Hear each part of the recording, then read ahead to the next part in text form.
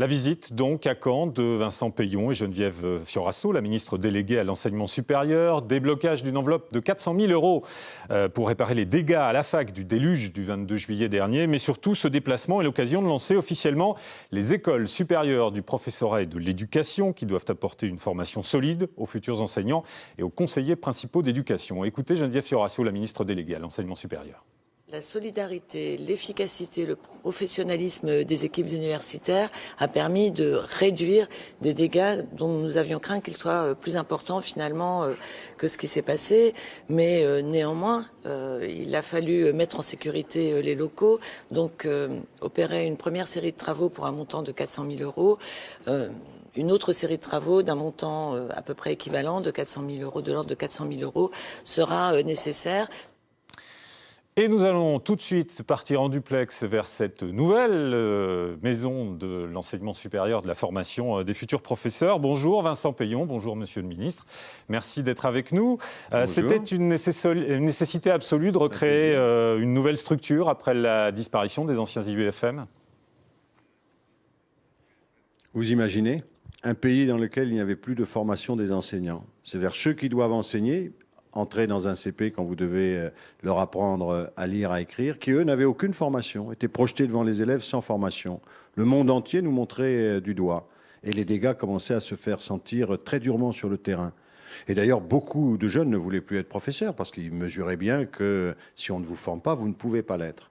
Et donc, ce projet est très important. C'est peut-être le projet le plus important de la refondation de l'école. D'ailleurs, sur les 60 000 postes que nous consacrons à cette refondation, la moitié sont consacrés à ces écoles. Nous devons former nos enseignants. Et en même temps, on ne doit pas refaire ce qui se faisait autrefois parce que ça n'était pas parfait. Et donc, nous devons inventer un nouveau modèle avec deux idées. Un modèle d'abord très professionnalisant, c'est un métier d'enseigner. Ça ne veut pas dire qu'il faut être moins bon dans sa discipline, mais ça veut dire qu'il faut être meilleur dans l'art de la transmettre. Et puis en même temps, pouvoir le faire de façon progressive. Dès la deuxième année d'université, ceux qui ont la vocation, je viens d'en croiser, doivent pouvoir aller dans des établissements, faire des stages, être accompagnés à l'école. C'est un modèle qui marche dans d'autres pays, c'est un modèle que nous mettons en place. Et je dois dire, pour moi, ce matin, pour Geneviève Fiorasso aussi, c'était beaucoup d'émotion. Alors, vous arrivez dans un contexte qui est assez tendu autour de votre projet de réforme des rythmes scolaires.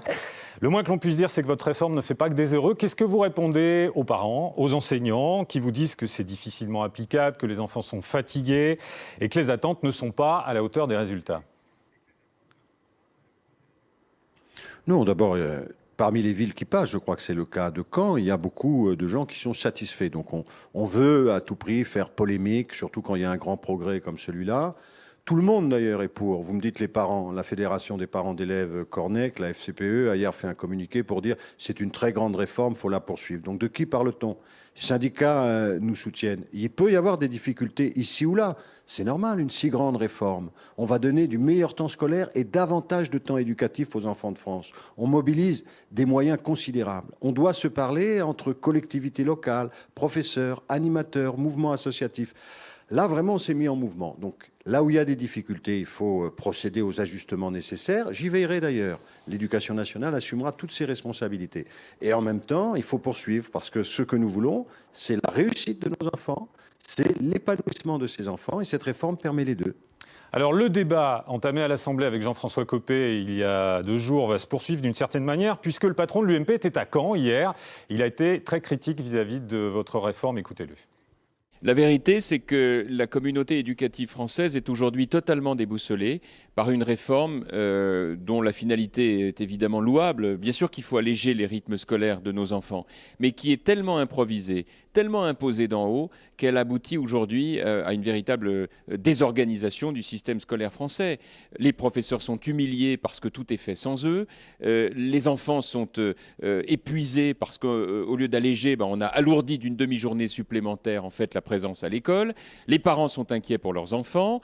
Les clubs sportifs sont méprisés. Et le tout dans une ambiance d'impréparation qui fait que les maires, pour pouvoir la financer, puisque l'État a donné très peu d'argent, vont être obligés, pour l'appliquer, d'augmenter les impôts. C'est pour ça que j'ai parlé de taxe Peillon qui vient s'ajouter à toutes les autres taxes. Alors, cette petite phrase sur la taxe Peillon, c'est déjà la campagne des municipales qui est ouverte par Jean-François Copé, selon vous? Peut-être, mais je crois que Jean-François Copé est vraiment en perdition. Chaque semaine, il lance une pétition. Il est prêt à tout dans sa formation politique, qui est très embarrassée de ce qu'il fait. Car vous savez que beaucoup de maires de droite passent, bien entendu, aux 4 jours et demi. Les enfants sont ni de gauche ni de droite.